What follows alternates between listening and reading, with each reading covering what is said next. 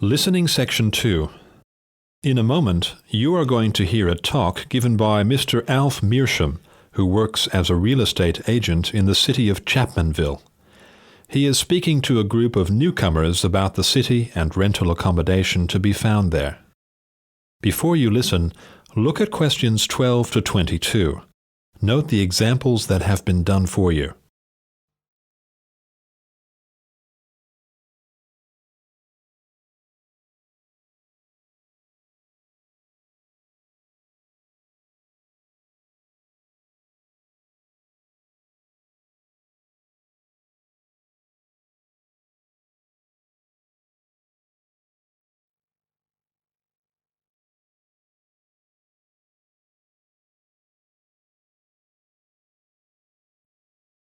As you listen to the talk, answer questions 12 to 22.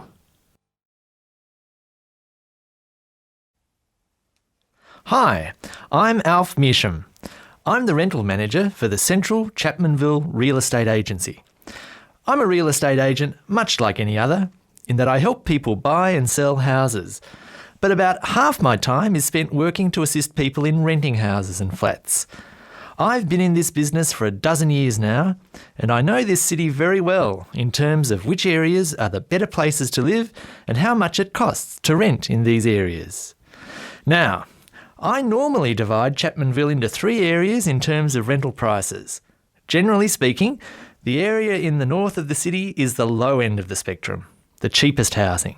So, if you're looking to spend as little as possible on rent, I suggest you look there.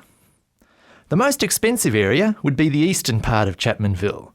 Most people think it's the prettiest part of the metropolitan area because of all the hills and parks, and because so many people desire to live there, housing prices tend to be quite high. The middle market, in terms of prices for accommodation, is found in the city's western and southern areas. Now, let me give you some examples of how much it will cost you to rent in these areas. Let's imagine you're a single person looking for a one-bedroom flat. In eastern Chapmanville, you would be paying no less than $650 a month for such a flat. You won't find anything for less than that. But a lot of people pay as much as $1,100 per month or more.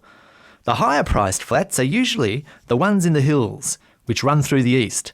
They've got the best views of the city. A similarly sized flat in the west of the city, and in the south too for that matter, would cost you at most about $650 a month. But there are many flats going for less, and if you look around a bit, you can find one for as little as $350.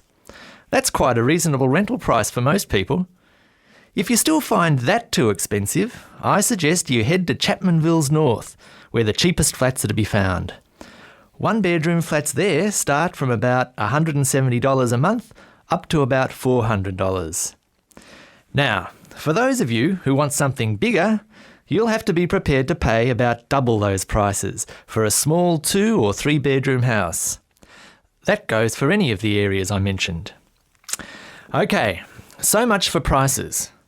What are the advantages and disadvantages of these areas? Well, I told you that the eastern part of Chapmanville is the prettiest.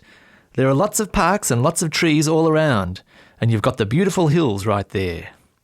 In the south, you've also got the river, but you won't find too many parks there because of all the factories alongside the river. In fact, there's quite a bit of industry in the south, which makes it a less desirable place to live. Still, the south is convenient because of public transport. The south has very good train services to the city centre, as well as buses, and that's why a lot of people choose to live there. I said earlier that the western and southern parts of Chapmanville are about the same in terms of the price you pay for accommodation. They also have the same sort of public transport services.